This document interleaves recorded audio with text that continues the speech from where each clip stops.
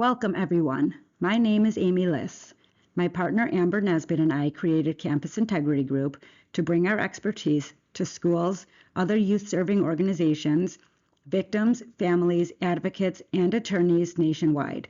That expertise includes investigation and prevention of sexual harassment, abuse, assault, and other sexual misconduct, grooming behaviors, boundary violations and unprofessionalism, rumors and anonymous reports.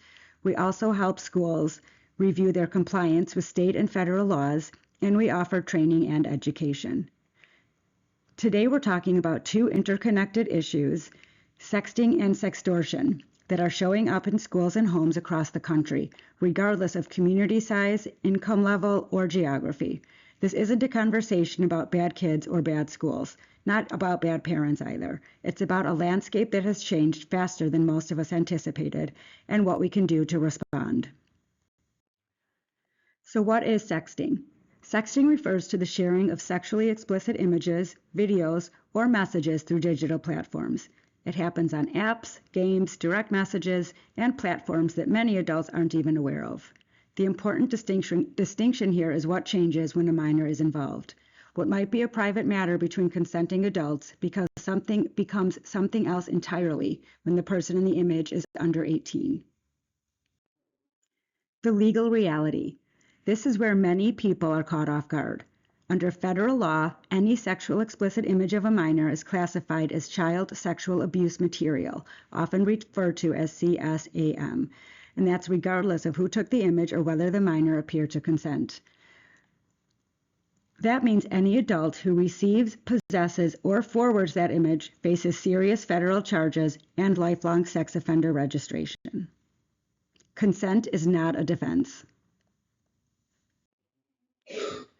How does digital grooming usually start, and what does it look like? In a digital context, grooming rarely looks like stranger danger. It tends to be gradual and deliberate, although it does sometimes tend to occur faster than it does with in-person grooming. It often starts on platforms that a young person already uses and trusts. The adult builds rapport over time, investing in the relationship before introducing anything of a sexual nature. By the time image sharing comes up, it's often been framed as normal or mutual. This escalation is intentional, and it's designed to feel comfortable. Enter sextortion. Sextortion is what happens when those images become leverage. Once explicit context exists, that person holds power over the victim. Threats to share images with parents, classmates, or on social media are used to demand more images, money, or silence. The numbers tell us this is not a rare or fringe issue. 1 in 3 sextortion victims is under 18. The average age of these victims is 15. Financial sextortion targeting minors increased over 300% since 2021. The FBI has identified sextortion as one of the fastest growing threats to minors online. 80% of child sextortion victims said the experience caused them significant emotional harm and have had thoughts of attempted or did commit suicide.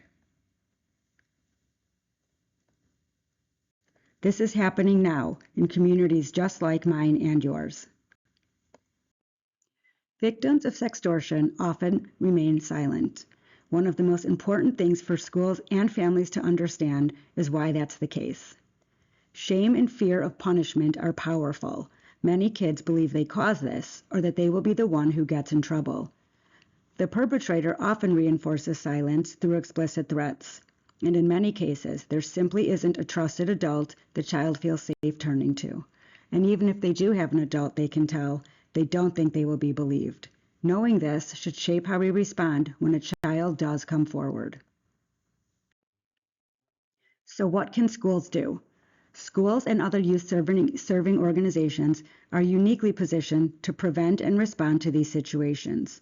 And that starts with clear policies that cover not just students, but also staff, volunteers, and vendors. Age-appropriate education gives students the language and awareness they need before they need it.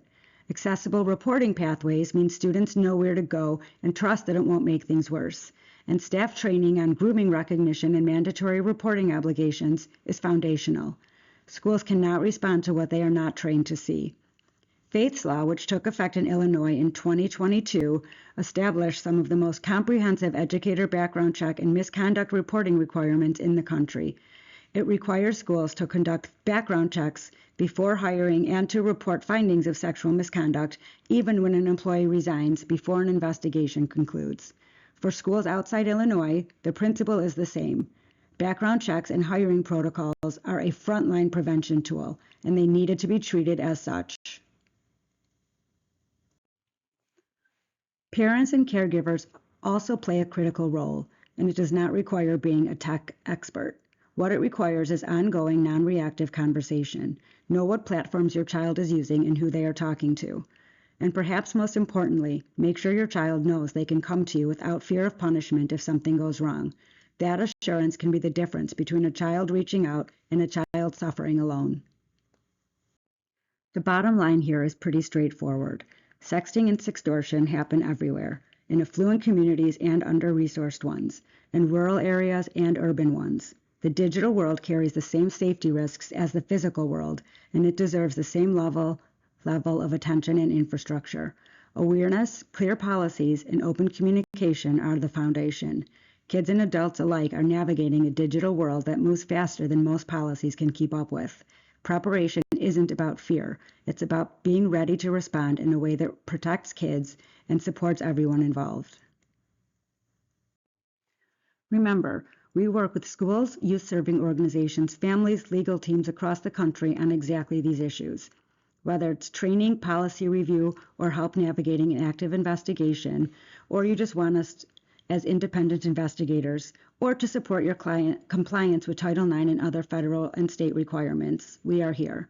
We can also help track your misconduct records and data to look for patterns and systemic concerns and assess your school's culture to determine if students and staff are comfortable coming forward with complaints and reports. Our background leading the nation's only independent K-12 misconduct investigative body for the third largest school district in the country means we bring real-world experience to every engagement. Thank you so much for watching. We'd love to connect and learn more about how we can support your school, your firm, or your family. Visit us online, reach out by email, or give us a call. We also offer a free initial consultation and are happy to talk through whatever your situation looks like. Thanks again, and we'll see you next time.